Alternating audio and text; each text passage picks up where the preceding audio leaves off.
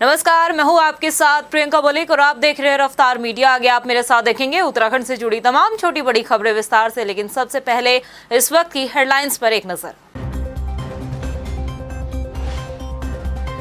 मुख्यमंत्री धामी ने किया देहरादून में अक्षय पात्र रसोई का उद्घाटन। सरकारी स्कूलों के 32,000 छात्रों को मिलेगा मिड डे मील का भोजन।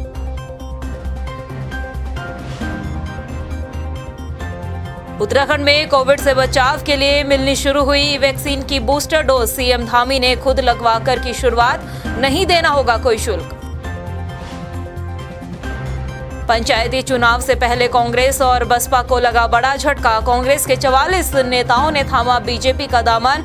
कांग्रेस ने पार्टी छोड़ने वालों को बताया अवसरवादी नेता।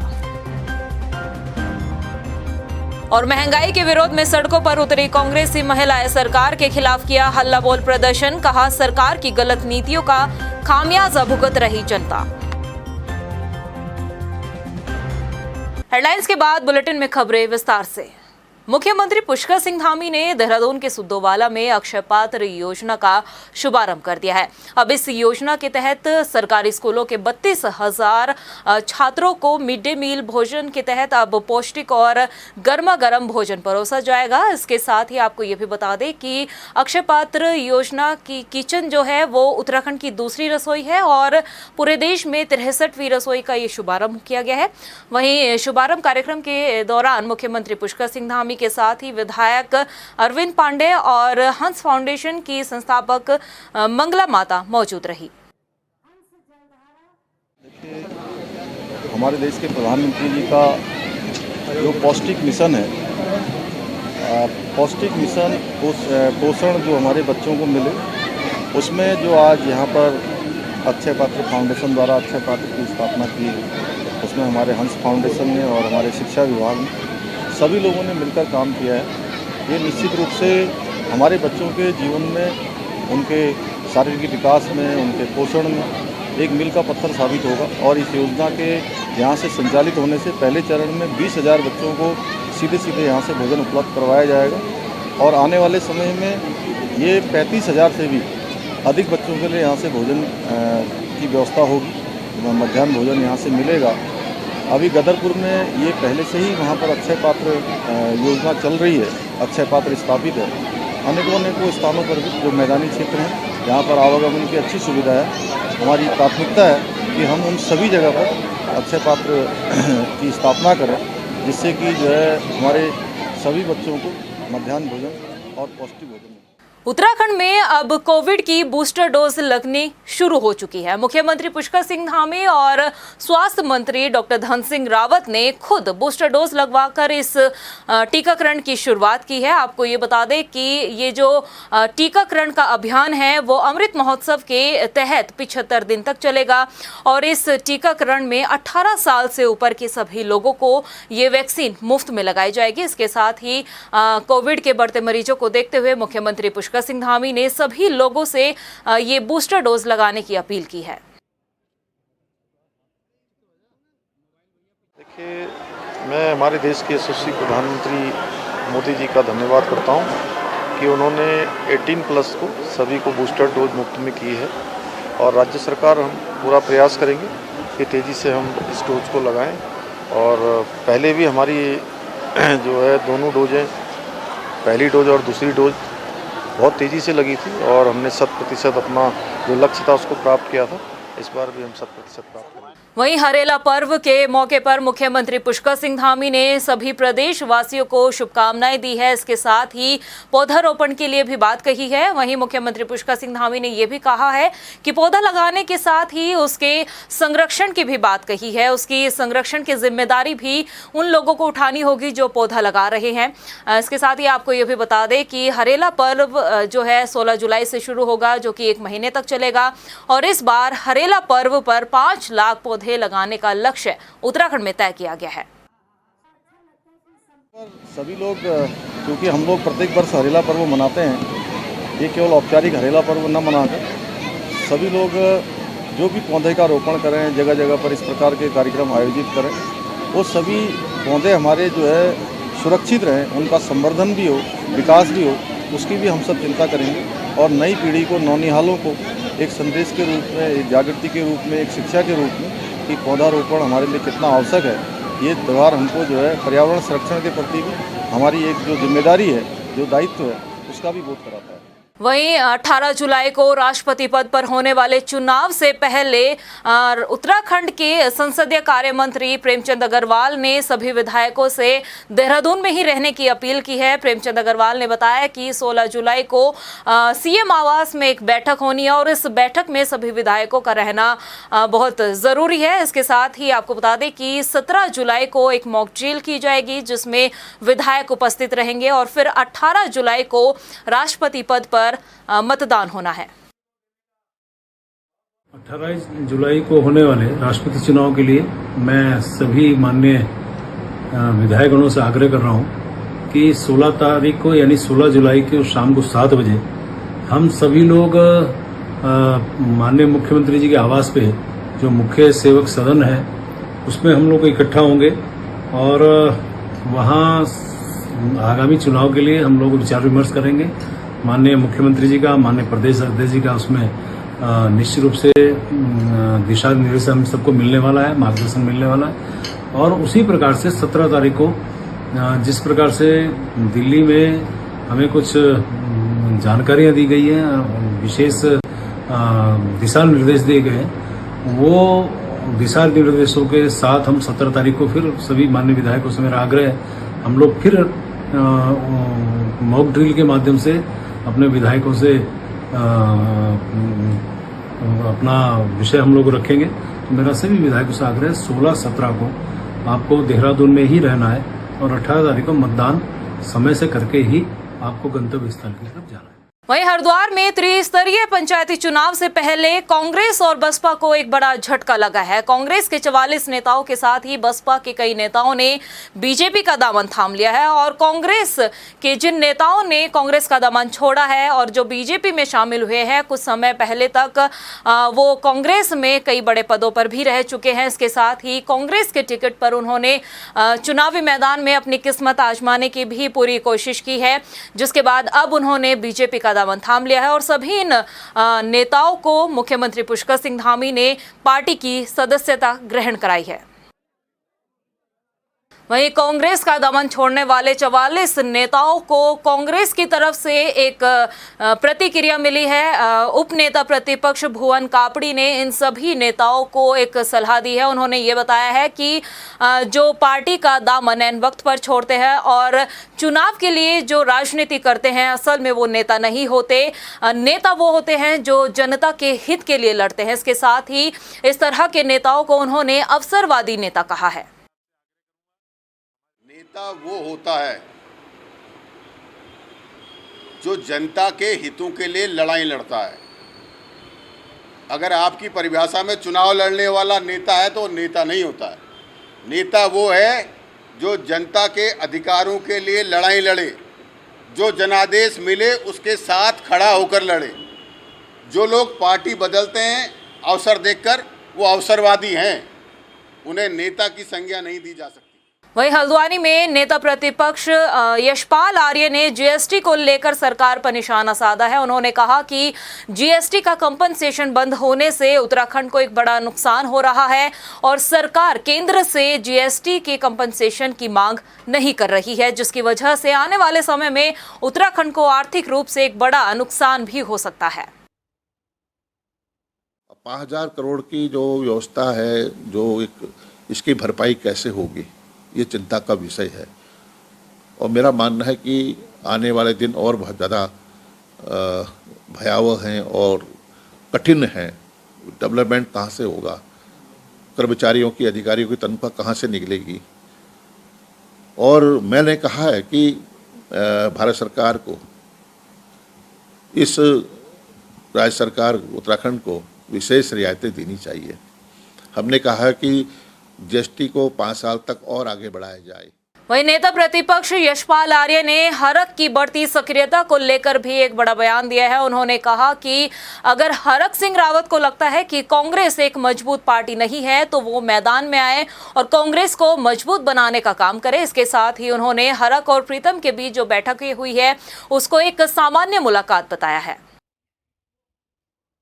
देखिए, सामान्य सी मुलाकात है, भेंट है, और ये कांग्रेस परिवार है तो उसमें मुलाकात के कई निहितार्थ नहीं लगाए जाने चाहिए। एक सामान्य सी भेंट थी और कुछ समय से हरीश सिंह रावत जी कहीं राजनीतिक कार्यक्रमों में नहीं दिखाई दे रहे थे। अब उन्होंने जैसा मैंने समाचार पत्रों में पढ़ा है कि और इलेक्ट्रॉनिक मीडिया में भी उन्होंने कहा है कि हम कांग्रेस को मजबूती के लिए, कांग्रेस कमज़ोर दिख रही है, तो मैं उनका स्वागत करना चाहता हूं कि अगर कांग्रेस कमज़ोर है तो निश्चित रूप से वो कांग्रेस के लिए काम करें, आगे आएँ, और हम मिलकर काम करने की ज़रूरत है, एकजुट होने की ज़रूरत है। वहीं बढ़ती महंगाई के खिलाफ आज देहरादून में कांग्रेस की महिला कार्यकर्ताओं ने सड़कों पर उतरकर सरकार के खिलाफ विरोध प्रदर्शन किया है। रैली निकालकर सरकार के खिलाफ नारेबाजी की। वहीं इस मौके पर कांग्रेस महिला की प्रदेश अध्यक्ष ज्योति रौतेला ने कहा कि बढ़ती महंगाई से आज जनता परेशान है, बेरोजगारी लगातार बढ़ती जा रही है, लेकिन सरकार की गलत नीतियों का खामियाजा जनता को ही भुगतना पड़ रहा है। जीएसटी अलग से इन लोगों ने भी आटे पे, पनीर पे, छाछ पे, छोटी छोटी चीज़ों पे 5% का जीएसटी लगा दिया। सरकार को सुनने को तैयार नहीं है। तो आज हम इस सरकार को चेताने के लिए ये प्रदर्शन कर रहे हैं कि भाई आम आदमी, आप कहते हैं कि महिला इस देश की रीढ़ की हड्डी है, महिलाओं के सपोर्ट से हमारी सरकार बन रही है, लेकिन जो महिलाएं हैं उनके घर पे आपने डाका डाल दिया, उनकी जो आर्थिक स्थिति आप लोगों ने खराब कर दी है। हम उसके खिलाफ आप लोगों को चेता रहे हैं कि जो देश की रीढ़ की हड्डी है वो आपकी सरकार से परेशान है। आप जो देश में नफरत की आग फैला रही है, नफरत की आग फैला रहे हैं, उसे बंद कीजिए, और जो कॉमन आदमी है, जो आम आदमी है, उसके लिए सोचना शुरू कीजिए। वहीं आगामी 19 जुलाई को कांग्रेस सचिवालय के बाहर धरना देने की तैयारी कर रही है। उपनेता प्रतिपक्ष भुवन कापड़ी ने इस धरने की ऐलान किया है। उन्होंने कहा कि सत्र के दौरान कांग्रेस ने यूके एसएससी के खिलाफ जांच की मांग की थी, लेकिन अभी तक सरकार ने उस मामले में कोई कदम नहीं उठाया और न ही संज्ञान लिया है, जिसके विरोध में अब एक बार फिर से कांग्रेस धरने की तैयारी कर रही है। 19 तारीख को हम सब युवाओं के साथ, कांग्रेस पार्टी के सभी विधायकों के साथ, वरिष्ठ कांग्रेस जनों के साथ, हमारे सभी वरिष्ठ नेताओं के साथ, अध्यक्ष जी के साथ और बेरोजगार संगठन के साथ मिलकर बेरोजगार युवाओं की मांगों को लेकर सचिवालय के बाहर धरना करेंगे। वहीं कांवड़ यात्रा का आगाज होने के साथ ही कांवड़ियों का जो सैलाब है वो उमड़ रहा है। लगातार कांवड़ यात्रियों के आने का सिलसिला जारी है। वहीं कांवड़ियों की अगर व्यवस्था की बात करें तो उस लिहाज से प्रशासन ने पुख्ता इंतजाम किए हुए हैं। इसके साथ ही ऋषिकेश में 4 जगहों पर पार्किंग स्थल भी बनाए गए हैं, जहां पर 5000 वाहनों के खड़े होने की क्षमता बताई गई है। इन जगहों पे जो पार्किंग वाले एरियाज हैं तो इन पे सीसीटीवी कैमरास तो नॉर्मली लगता ही है। इसके अलावा जो हमारा जो नगर निगम वाला एरिया है, इसमें जो स्ट्रेच कावड़ी यूज़ करते हैं उनमें साफ़ सफाई मेंटेन करने के लिए निर्देशित किया गया है, और स्ट्रीट लाइट्स इत्यादि सुरक्षा के दृष्टिकोण से ही स्ट्रीट लाइट्स इत्यादि को सुचारू रूप से संचालित करने के लिए निर्देश दिए हैं। जहां एक तरफ कांवड़ियों के आने का सिलसिला जारी है तो वहीं दूसरी तरफ प्रशासन की तरफ से भी व्यवस्था के पूरे पुख्ता इंतजाम किए गए हैं। अगर हम बात करें तो हरिद्वार से नारसन बॉर्डर तक 17 अस्थायी स्वास्थ्य शिविर लगाए गए हैं, जहां पर अगर कांवड़ियों को कुछ ज़रूरत है तो उनके स्वास्थ्य से जुड़ी सभी चीज़ें उपलब्ध मिलेंगी। इसके साथ ही आपको बता दें कि नेशनल हाईवे पर भी 24 घंटे एम्बुलेंस तैनात की गई है, ताकि आने वाले सभी कांवड़ियों को कोई भी परेशानियों का सामना ना करना पड़े। कोरोना काल के 2 साल गुजर जाने के बाद एक बार फिर से कांवड़ यात्रा का प्रारंभ हो चुका है। हरिद्वार से अपने अपने गंतव्य के लिए कांवड़िए यहाँ से गुजर रहे हैं। हम इस वक्त बता दूं कि बोट क्लब पर खड़े हैं, जहाँ पर प्रशासन ने पूरी तरह से तैयारी की हुई है कांवड़ियों को सुरक्षित उनके स्थान पर पहुँचाने के लिए। और पुलिस या प्रशासनिक अधिकारियों की अगर बात करें, वो भी जगह जगह पर मुस्तैद हैं, और तमाम चौराहे पर बैरिकेड भी लगाई गई है ताकि कांवड़ियों को किसी तरह की कोई परेशानी का सामना ना करना पड़े। अरशद हुसैन, रफ्तार मीडिया, रुड़की। वहीं कांवड़ यात्रा के दौरान सड़क किनारे चलने वाली मांस मीट की दुकानों को बंद कर दिया गया है। लक्सर के उप जिलाधिकारी गोपाल राम बिलवाल ने बताया कि हरिद्वार के जिलाधिकारी के आदेश पर दुकानों को बंद रखा गया है और उनके साथ ही उन्होंने ये भी बताया कि अगर कोई दुकान खोलता है तो उसके खिलाफ सख्त कार्रवाई भी की जाएगी। देश के अनुक्रम में निर्देश दिए गए हैं कि जो मेन रोड पर जो कांवड़ यात्रा का रूट है उस पर अगर कोई मदिरा की दुकान या मांस की दुकान इस टाइप की हैं तो उनको फ्रंट साइड से विक्रय या इत्यादि से प्रतिबंधित किया जाएगा। और इस संबंध में एक्साइज इंस्पेक्टर लक्सर को निर्देशित किया गया है कि वो इसमें पूरी विधिवत एक्सरसाइज कर ले और जो जिला अधिकारी महोदय के आदेश हैं उसका 100% अनुपालन करें।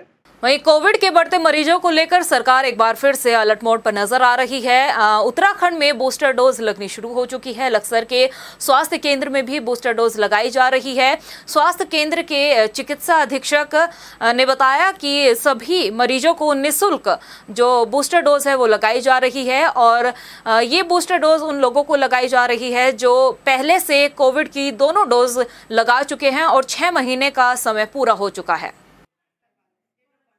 आज़ादी के महोत्सव पर जो हमारे पूरे भारत में हमारी सरकार ने और ये एक जितने भी लोगों को सेकंड डोज लग चुकी है उन लोगों को जो गांव के गरीब लोग हैं जो नहीं जा सकते प्राइवेट लगाने या उनको समय नहीं है किसी का पैसा भी नहीं है तो उन लोगों के लिए फिर दोबारा 75 दिन उनको समय दिया है कि उनको तीसरी डोज प्रिकॉशनरी डोज फ्री लगाई जाएगी। तो ये बड़ी खुशी की बात है कि सरकार ने एक हमारे लिए एक और खुशखबरी दी है कि जिन लोगों को कोविड से बचाव के लिए हम लोग कैसे एक दूसरे को सुरक्षित रख सकते हैं और इन्फेक्शन का खतरा बिल्कुल ख़त्म हो जाए तो पूरे भारतवर्ष में आज से तीसरी डोज के लिए भी आह्वान किया। और अब हम आपको एक ऐसी अजब गजब कहानी बताने जा रहे हैं जो वाकई काफ़ी दिलचस्प भी है। दरअसल कुछ अनजान ठगों ने प्रॉपर्टी बेचने का एक पूरा खेल रचा और वो प्रॉपर्टी भी उसी प्रॉपर्टी के मालिक को बेचने का ये खेल रचा गया। लेकिन अपने बिछाए हुए पूरे जाल में वो ठग खुद ही फंस गए। क्या है पूरा मामला, उसके लिए दिखाते हैं हम आपको ये रिपोर्ट। देहरादून में पिछले कुछ सालों में प्रॉपर्टी की खरीद फरोख्त का काम तेजी से हुआ है। इस काम में ठगों का बोलबाला भी बढ़ता जा रहा है और अब देहरादून में एक और अपनी ही तरह का अनूठा मामला सामने आया है। यहाँ कुछ लोग शहर के पुराने और अपने जमाने के मशहूर सिनेमा हॉल छायादीप को बेचने निकले थे और वो भी फर्जी कागज बनवाकर। ठगों ने पूरी तैयारी भी कर ली थी कि ऐन वक्त पर पुलिस पहुंच गई और ठगों का पूरा खेल बिगड़ गया। इस कहानी में एक और ट्विस्ट ये भी है कि ठग प्रॉपर्टी के असली मालिक को ही फर्जी दस्तावेज के सहारे प्रॉपर्टी बेचने निकले थे। दरअसल नेशविला रोड पर छायादीप सिनेमा हॉल है। ये प्रॉपर्टी तनमीत सिंह के नाम है। तनमीत सिंह ने प्रॉपर्टी की देखरेख और कोर्ट पैरवी के लिए रकम सिंह नाम के एक शख्स को रखा है। हाल ही में रकम सिंह ने तनमीत को फोन कर बताया कि आपके नाम से 50 लाख की रजिस्टर्ड रसीद बनी है। ये रसीद किसी संदीप जैन और रविंद्र सिंह के पास है। इस रसीद पर 2 गवाहों सौरभ पोखरियाल और लक्ष्मी चंद के दस्तखत भी है। इस सूचना के बाद तनमीत ने प्रॉपर्टी बेचने की कोशिश में लगे लोगों से संपर्क किया। डील को लॉक करने के लिए मीटिंग का दिन भी तय किया गया और फिर तय दिन के मुताबिक एक होटल में प्रॉपर्टी मालिक ने ठगों से मुलाकात की और इस मुलाकात से पहले ही तनमीत सिंह ने पुलिस को भी पूरी जानकारी दे दी थी, जिसके बाद तय वक्त और तय जगह पर पुलिस ने छापा मारकर 4 ठगों को गिरफ्तार कर लिया। देखिए, थाना कोतवाली में एक मुकदमा पंजीकृत किया गया था जिसमें कि कंप्लेनेंट द्वारा बताया गया था कि एक सिनेमा हॉल उनके नाम पर था और उसमें जो है उनको सूचना मिली कि कोई व्यक्ति जो है उनके नाम पर एक फर्जी समझौता नामे के नाम पर उसको बेचने की तैयारी में है। इस संबंध में जो है मुकदमा पंजीकृत किया गया और दौरान विवेचना ही जो है उसमें 4 लोगों को गिरफ्तार किया गया जिनके द्वारा मालिक के फर्जी हस्ताक्षर करके समझौता नामा बना करके बिना प्रॉपर्टी मालिक के संज्ञान में डाले वो संपत्ति बेचने का प्रयास किया जा रहा है। गिरफ्तारी के बाद पता चला है कि 4 आरोपी प्रॉपर्टी डीलिंग से ही जुड़े हुए हैं। वहीं ठगों की कोशिश करने वालों की इस अनोखी दास्तान को सुनकर पुलिस वाले भी काफी हैरान हैं। वहीं पुलिस अब 4 ठगों के बारे में जानकारी जुटाने में लगी हुई है। रफ्तार मीडिया के लिए देहरादून से हिमांशु चौहान के साथ ब्यूरो रिपोर्ट। वहीं हल्द्वानी पुलिस ने 2 स्मैक तस्करों को गिरफ्तार किया है, जिनके पास से 228 ग्राम स्मैक बरामद की है, जिसकी कीमत अंतर्राष्ट्रीय स्तर पर 25 लाख रुपए बताई जा रही है। पुलिस आरोपियों से जांच में जुटी हुई है और आगे की पूछताछ भी कर रही है। अगर देखा जाए जनपद में ये जनवरी से ही नशे के विरुद्ध एक अभियान चल रहा है। इसमें अभी तक 2.5 किलो लगभग स्मैक अभी तक बरामद की गई है अभियुक्तों से। और इसी क्रम में हल्दू चौड़ बैरियर के पास एसओजी और आपका लालकुआं पुलिस द्वारा एक कंबाइंड चेकिंग अभियान चलाया जा रहा था, जो सूचना प्राप्त थी। हल्दू चौड़ बैरियर से 50 मीटर आगे हल्द्वानी की ओर एक पल्सर गाड़ी जो बिना नंबर की थी, उसको रोका गया। उसमें 2 युवक थे, जितेंद्र और सोमपाल। इन दोनों की चेकिंग में 228 ग्राम स्मैक हमें बरामद हुई है और ये दोनों शेरगढ़ के रहने वाले हैं। प्रदेश की खबरों में इतना ही, फिर हाजिर होंगे कुछ खास खबरों के साथ। तब तक के लिए मुझे दे इजाजत, नमस्कार। मुख्यमंत्री धामी ने किया देहरादून में अक्षय पात्र रसोई का उद्घाटन। सरकारी स्कूलों के 32,000 छात्रों को मिलेगा मिड डे मील का भोजन।